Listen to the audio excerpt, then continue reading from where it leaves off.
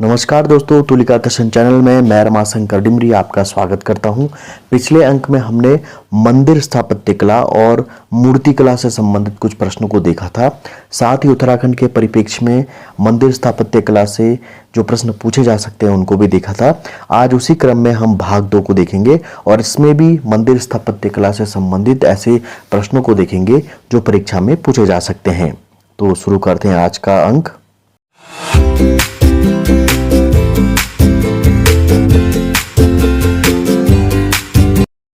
तो हमारा 41वां प्रश्न है, राजरानी मंदिर किस शैली से बना है? राजरानी मंदिर किस शैली से बना है? नागर, बेसर, द्राविड़ या फिर उपरोक्त में से कोई नहीं। तो राजरानी मंदिर बना है नागर शैली में और राजरानी मंदिर से काफी प्रश्न पूछे भी जाते हैं। 42वां प्रश्न है, गोमतेश्वर बाहुबली की मूर्ति किस पत्थर से बनी है? ये जो गोमतेश्वर बाहुबली की मूर्ति है ये श्रवण बेलगोड़ा में स्थित है और इस मूर्ति के पत्थर के बारे में पूछा गया है कि ये मूर्ति किस पत्थर से बनी है और विकल्प है ग्रेनाइट, लाल बलुआ पत्थर, चूना पत्थर या फिर संगमरमर। तो गोमतेश्वर बाहुबली की मूर्ति बनी है ग्रेनाइट पत्थर से। 43वां प्रश्न है, मंजीरा वादिका प्रतिमा किस मंदिर में स्थित है? विकल्प है कैलाश मंदिर, बृहदेश्वर मंदिर, दिलवाड़ा और कोणार्क। तो मंजीरा वादिका जो प्रतिमा है वो जिस मंदिर में स्थित है वो मंदिर है कोणार्क, और कोणार्क जो है सूर्य मंदिर के नाम से भी जाना जाता है और इसे ही जो है ब्लैक पैगोडा के नाम से भी जाना जाता है। तो यहीं पर मंजीरा वादिका जो प्रतिमा है जिसमें एक महिला मंजीरा बजा रही है और इस प्रश्न को कई बार पूछा भी गया है। 44वां प्रश्न है, माँ और बालक प्रतिमा किस मंदिर में स्थित है? विमल शाह मंदिर, महाबलीपुरम, रघुनाथ मंदिर और दशावतार मंदिर। माँ और बालक प्रतिमा जो है विमल शाह मंदिर जो राजस्थान में है वहाँ पर स्थित है ये प्रतिमा। और 45वां प्रश्न है, कांस्य प्रतिमा नटराज किस शैली में बनी है? मौर्य शैली, कत्यूरी शैली, चोल शैली या फिर प्रतिहार शैली। तो कांस्य प्रतिमा जो नटराज है वो बनी है चोल शैली में। और नटराज से संबंधित भी कई बार प्रश्न पूछे जाते हैं। प्रवक्ता भर्ती में भी नटराज की मूर्ति से प्रश्न पूछा गया था। 46वां प्रश्न है, कुतुब मीनार की 5वीं और अंतिम मंजिल किसने बनवाई? इल्तुमिश, रजिया सुल्ताना, फिरोज शाह तुगलक या उपरोक्त में से कोई नहीं। क्योंकि यहाँ पर इस्लामिक वास्तुकला से संबंधित प्रश्न भी पूछे जाएंगे इसलिए आप कुतुब मीनार, ताजमहल, चार मीनार और जितने भी अन्य इस्लामिक स्ट्रक्चर हैं उनको भी जरूर देखिएगा। तो कुतुब मीनार की 5वीं और अंतिम मंजिल बनाई थी फिरोज शाह तुगलक ने। तो विकल्प सी यहाँ पर सही हो जाएगा। 47वां प्रश्न है, खजुराहो के मंदिर समूह में कौन सा मंदिर नहीं है?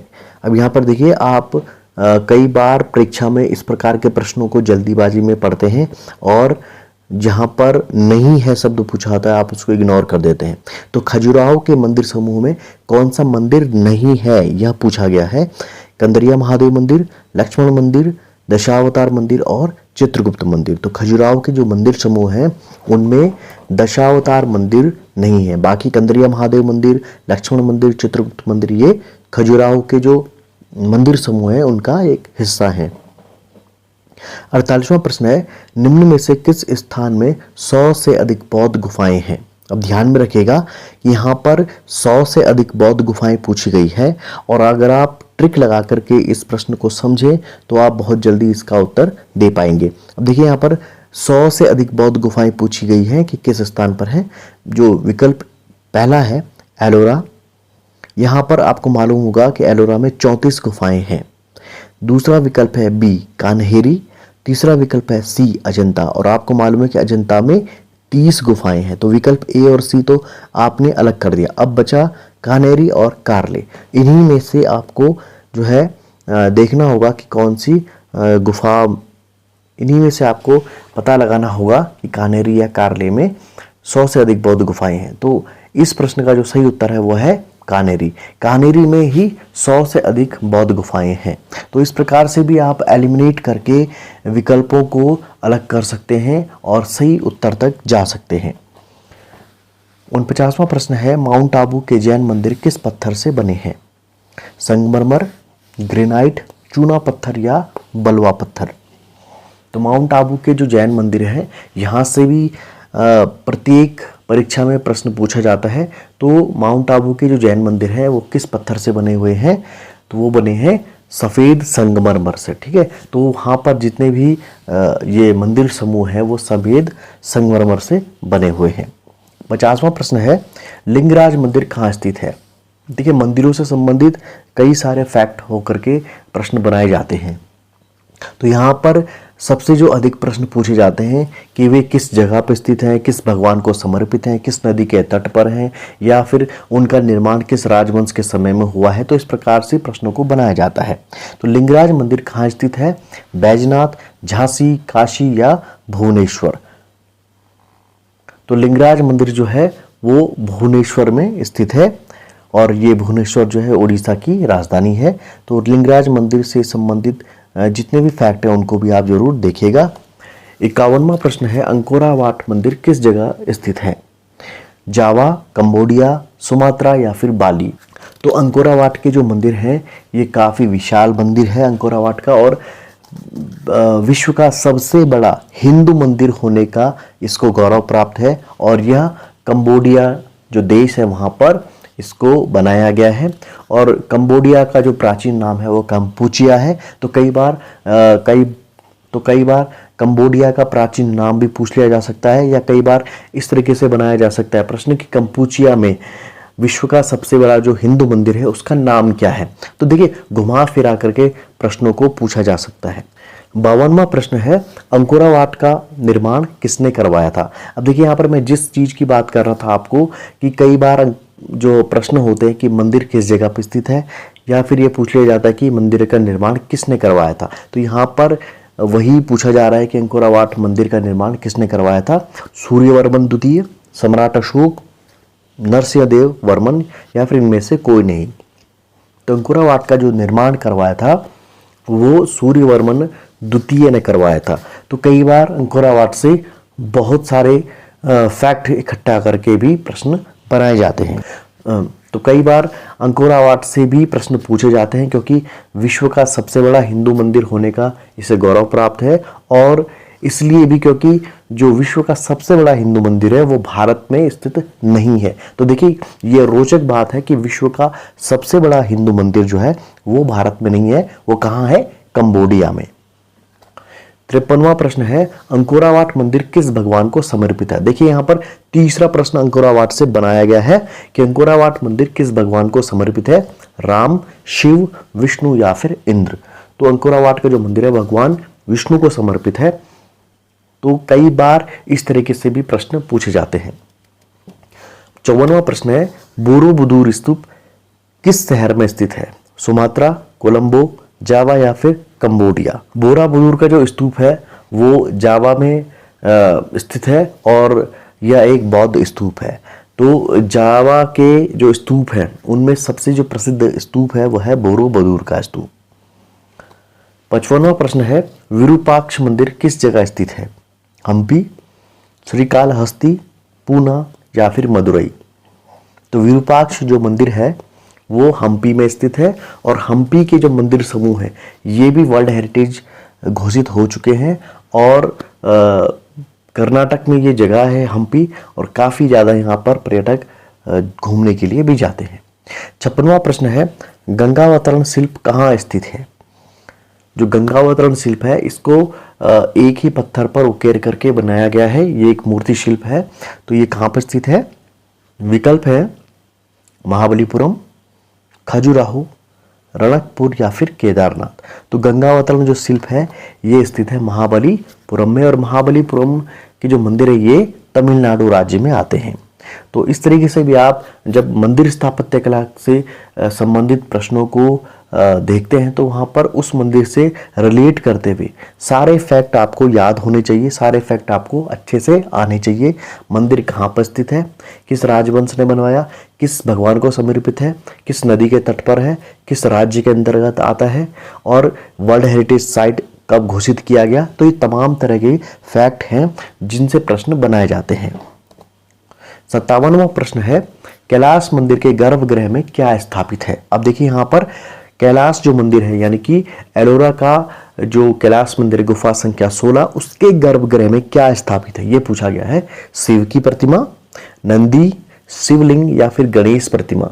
तो कैलाश मंदिर का जो गर्भगृह है उसमें शिवलिंग स्थापित किया गया है, क्योंकि भगवान शिव को समर्पित है और वहां पर शिवलिंग को स्थापित किया गया। और अधिकतर जो भगवान शंकर के मंदिर हैं वहां पर भगवान शंकर को लिंग रूप में ही पूजा जाता है। बहुत कम ऐसे मंदिर होते हैं जो पौराणिक मंदिर होंगे उनमें शिवलिंग अवश्य होगा, और जो आधुनिक रूप से बनाए जाने वाले मंदिर है उसमें शिवलिंग भी होता है और भगवान शिव की प्रतिमा को भी लगा दिया जाता है शिव परिवार के साथ में। लेकिन अगर आप शिव जी की जो प्राचीन मंदिर है, अगर आप देखें 12 ज्योतिर्लिंग, तो 12 ज्योतिर्लिंगों में शिवलिंग ही स्थापित किया गया है। वहां पर वहां पर शिव परिवार को मुख्य रूप से नहीं प्रदर्शित किया जाता। हो सकता है कि जो अन्य मंदिर है उस कैंपस के अंदर वहां पर आपको शिव परिवार दिख जाएगा, लेकिन जो 12 ज्योतिर्लिंग है या जो पुराने शिव के मंदिर है वहां पर जो गर्भगृह होता है उसमें शिवलिंग को ही स्थापित किया जाता है। 58वां प्रश्न है, कामाख्या मंदिर किस राज्य में स्थित है? ये काफी प्रसिद्ध मंदिर है। विकल्प है असम, बिहार, पश्चिम बंगाल या फिर सिक्किम। तो कामाख्या का जो मंदिर है ये असम राज्य में स्थित है और यहाँ पर भी काफी जो है श्रद्धालु जाते हैं और काफी जो है इसकी मान्यता भी है। 59वां प्रश्न है, हरमंदिर साहिब को किस अन्य नाम से जाना जाता है? पौंटा साहिब, हेमकुंड साहिब, पंजा साहिब या फिर स्वर्ण मंदिर। देखिए प्रश्नों को इस तरीके से भी पूछा जा सकता है कि जो मंदिर होते हैं उनके पुराने नाम कुछ और होते हैं, लेकिन जो आम जनमानस में उनके जो प्रचलित नाम होते हैं वही आते हैं। तो यहाँ पर इस प्रश्न में यही पूछा गया है, हरमंदिर साहिब को किस अन्य नाम से जाना जाता है? तो हरमंदिर साहिब को अन्य नाम से जाना जाता है स्वर्ण मंदिर, और गोल्डन टेम्पल भी इसको कहते हैं। और जो स्वर्ण मंदिर है ये गुरु अंगद देव ने इसका निर्माण करवाया था और अमृतसर में ये स्थित है।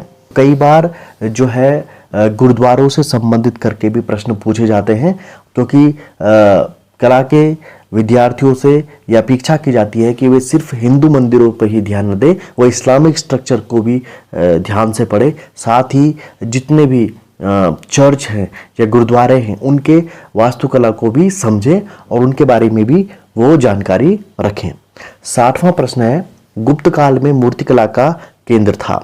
मथुरा, पाटलिपुत्र, सारनाथ या फिर उपयुक्त सभी। तो गुप्त काल में मूर्तिकला का जो केंद्र था वो सभी थे, यानी कि मथुरा, पाटलिपुत्र और सारनाथ ये मूर्तिकला के केंद्र होते थे गुप्त काल में। 61वां प्रश्न है, निम्न में से कौन सा मंदिर किसी देश के राष्ट्रीय ध्वज पर अंकित है? देखिए काफी इंपॉर्टेंट प्रश्न है। इनमें से कौन सा मंदिर है जो किसी देश के राष्ट्रीय ध्वज पर अंकित है? अब मैं ये भी बताऊंगा आपको कि वो देश कौन सा है। पहले देख लेते हैं मंदिरों के नाम। सूर्य मंदिर, इरावन मंदिर, स्वामीनारायण मंदिर या फिर अंकोरावाट मंदिर। तो प्रश्न में पूछा गया था निम्न में से कौन सा मंदिर किसी देश के राष्ट्रीय ध्वज पर अंकित है? तो इसका सही जवाब जाता है अंकोरावाट। और जो अंकोरावाट मंदिर है ये कंबोडिया जो देश है उसके राष्ट्रीय ध्वज पर इस मंदिर को अंकित किया गया है। और अब आप अंदाजा लगा सकते हैं कि जो कंबोडिया है उसने जब इस मंदिर को अपने राष्ट्रीय ध्वज पर अंकित किया है तो वो कितना जो है अपनी संस्कृति को मानने वाला देश होगा कि हिंदू स्ट्रक्चर को भी उन्होंने अपने राष्ट्रीय ध्वज पर स्थान दिया है। और ये एक सामान्य ज्ञान का प्रश्न भी है कि कंबोडिया के राष्ट्रीय ध्वज पर कौन सा मंदिर अंकित है? तो कंबोडिया के जो राष्ट्रीय ध्वज है उस पर अंकोरावाट मंदिर को बनाया गया है। 62वां प्रश्न है, थाईलैंड का इरावन मंदिर किस भगवान को समर्पित है? अब देखिए यहाँ पर थाईलैंड का जो प्रसिद्ध मंदिर है इरावन मंदिर, ये किस भगवान को समर्पित है ये प्रश्न पूछा गया है। और विकल्प है ब्रह्मा, विष्णु, शिव और राम। तो थाईलैंड का जो इरावन मंदिर है ये समर्पित है भगवान ब्रह्मा को। और जिस प्रकार से भारत में ब्रह्मा के जो बहुत ही कम मंदिर मिले हैं एकमात्र मंदिर का दावा किया जाता है कि वो पुष्कर में स्थित है। इसी प्रकार थाईलैंड का जो ये मंदिर है ये भगवान ब्रह्मा को समर्पित है। तो विकल्प यहाँ पर ए सही हो जाता है। 63वां प्रश्न है, त्रैलोक्य दीपक किस जैन मंदिर को कहा जाता है? देखिए यहाँ पर मंदिरों की संज्ञाओं से भी प्रश्न पूछे जाते हैं कि किसी मंदिर को जो है श्रद्धालु अपनी आस्था के अनुसार कुछ भी नाम दे सकते हैं और वो ही नाम आम जनमानस में फैल जाता है। तो यहाँ पर यही प्रश्न पूछा गया है कि त्रैलोक्य दीपक किस जैन मंदिर को कहा जाता है? पिपला माता मंदिर, चौमुखा मंदिर, सचिया माता मंदिर और हरिहर मंदिर। तो त्रैलोक्य दीपक कहा जाता है चौमुखा मंदिर को। 64वां प्रश्न है, विमल शाह मंदिर में जैन तीर्थंकर आदिनाथ की प्रतिमा किस मुद्रा में है? और विकल्प है आसनस्थ मुद्रा, अदिति मुद्रा, पद्मासन मुद्रा या फिर कायोत्सर्ग मुद्रा।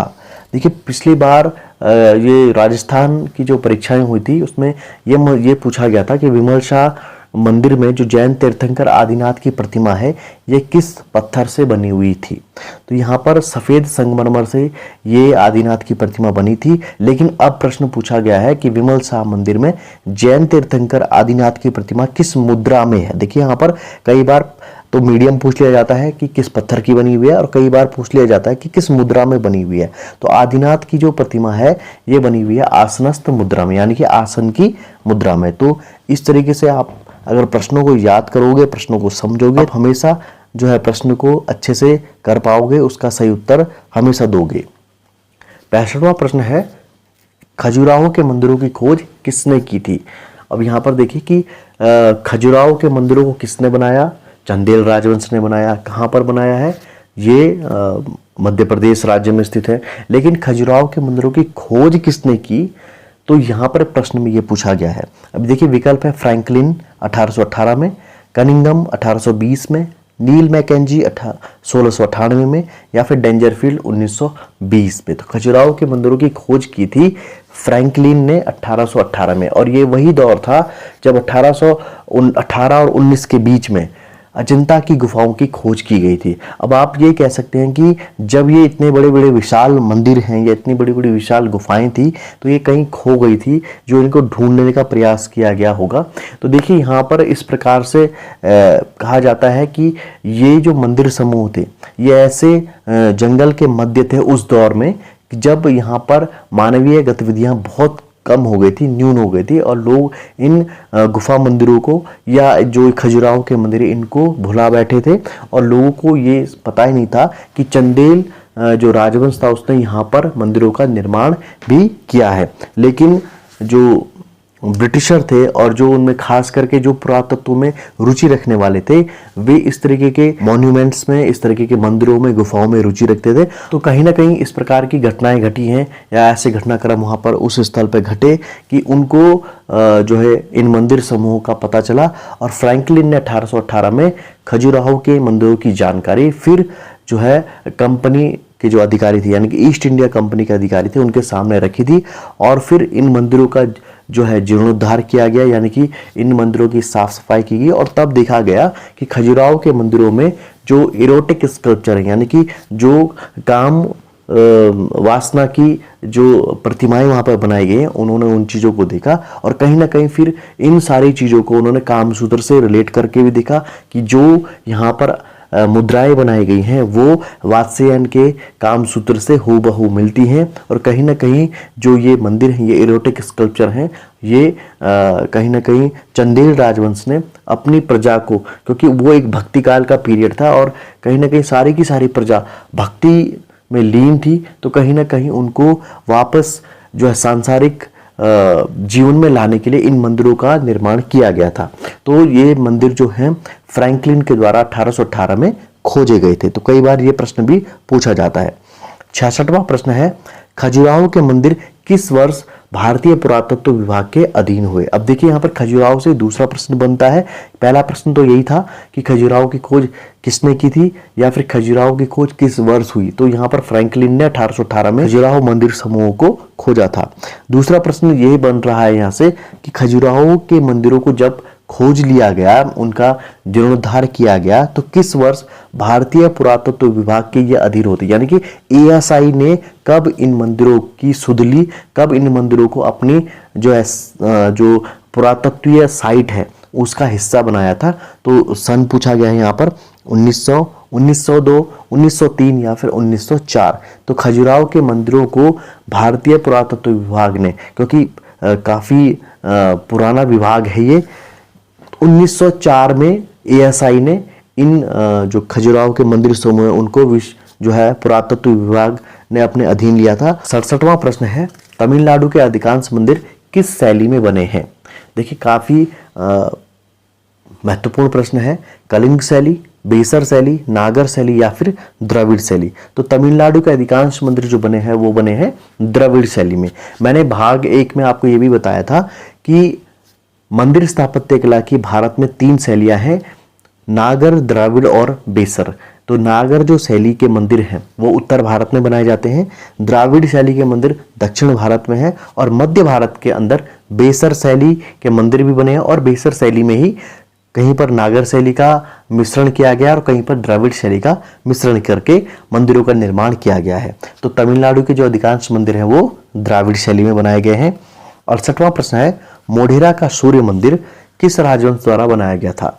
देखिए मोढेरा का जो सूर्य मंदिर है ये गुजरात में स्थित है, और इसको किस राजवंश के द्वारा बनाया गया था? सोलंकी, मौर्य, मराठा या फिर परमार राजवंश। तो सोलंकी राजवंश के द्वारा मोढेरा का सूर्य मंदिर बनाया गया था।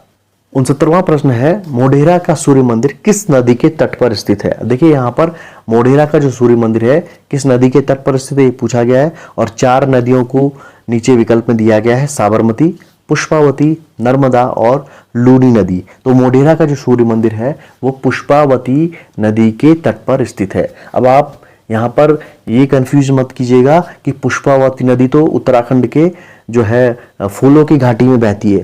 देखिए पुष्पावती नदी जो है गुजरात में भी बहती है, तो कई सारी नदियों के नाम एक जैसे हैं। तो ये गुजरात की पुष्पावती नदी है जिसके तट पर मोढेरा का सूर्य मंदिर सोलंकी राजाओं ने बनाया था। तो मोढेरा का सूर्य मंदिर सोलंकी राजवंश ने पुष्पावती नदी के तट पर बनाया था। तो अगर आप इस तरीके के सेंटेंस बना के प्रश्नों को याद करेंगे तो उसी सेंटेंस के अंदर आप कई सारी जो है जानकारियां स्टोर कर लेंगे। सूर्य मंदिर कहाँ बना है, किस राजवंश ने बनाया, कौन सी नदी के तट पर है, किस राज्य में है। इस तरीके से अगर आप वन लाइनर का क्वेश्चन लिखते हैं, वन लाइनर में लिखते हैं, तो उसको पूरा एक सेंटेंस बना करके लिखिएगा कि मोढेरा का सूर्य मंदिर सोलंकी राजवंश ने पुष्पावती नदी के किनारे जो है गुजरात राज्य में बनाया है। 17वां प्रश्न है, किराड़ू के मंदिर किस धर्म से संबंधित हैं? जो किराड़ू के मंदिर हैं ये राजस्थान में आते हैं, और यहाँ पर विकल्प है जैन, हिंदू, बौद्ध, उपरोक्त सभी। तो जो किराड़ू के मंदिर हैं ये हिंदू धर्म से संबंधित है, और हिंदू धर्म के अंदर भी शैव और वैष्णव 2 संप्रदाय हैं। तो यहाँ पर हिंदू धर्म से जो शैव संप्रदाय है, किराड़ू के मंदिर शैव धर्म से जो शैव संप्रदाय से संबंधित है। तो ये भगवान शिव के मंदिर हैं यहाँ पर। तो इस प्रकार से अगर आप प्रश्नों को एनालिसिस करेंगे, उनकी कड़ियां जोड़ेंगे, उनके फैक्टों को एक साथ याद करेंगे, एक साथ लिखने का प्रयास करेंगे, तो आपके जो नोट्स हैं वो काफ़ी दमदार बनेंगे, और आप एक ही सेंटेंस के अंदर उस मंदिर से या उस गुफा मंदिरों से संबंधित जो भी प्रश्न बनते हैं उनके सारे के सारे प्रश्नों को एक ही जो है वाक्य में याद कर सकते हैं। आज के अंक का हमारा प्रश्न है, उत्तराखंड की वास्तुकला में किस देवता को दरवाजे पर अंकित किया जाता है? और विकल्प है शिव, गणेश, क्षेत्रपाल या घंटाकर्ण। तो आपको ये बताना होगा कि उत्तराखंड की वास्तुकला में जो काष्ठ कला में दरवाजे बनाए जाते हैं उस दरवाजे पर किस भगवान को अंकित किया जाता है।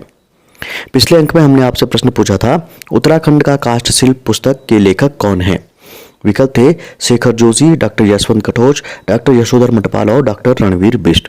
उत्तराखंड का जो काष्ठ शिल्प पुस्तक है उसे डॉक्टर यशोधर मटपाल जी ने लिखा है, और यशोधर मटपाल जी ने उत्तराखंड की संस्कृति को लेकर के काफ़ी पुस्तकें लिखी हैं और इन्हें पद्मश्री भी प्राप्त है। तो काफ़ी सदस्यों ने इस प्रश्न का सही उत्तर लिखा है, उन सभी को हार्दिक शुभकामनाएं कि वे आगामी परीक्षा में अच्छे से अंक अर्जित करें। तो आज के अंक में हमने मंदिर वास्तुकला के उन प्रश्नों को देखा जो प्रतियोगी परीक्षा की दृष्टि से काफ़ी महत्वपूर्ण है और जो इस परीक्षा में संभावित रूप से पूछे जा सकते हैं। आज का अंक आपको कैसे लगा कमेंट में हमें ज़रूर बताइएगा, और अगर आप हमारे से नए जुड़े हैं तो हमारे चैनल को सब्सक्राइब कीजिएगा और वीडियो को लाइक और शेयर करना ना भूलिएगा। मिलते हैं अगले अंक में किसी नए टॉपिक के साथ में, तब तक के लिए दीजिए मुझे इजाज़त। नमस्कार।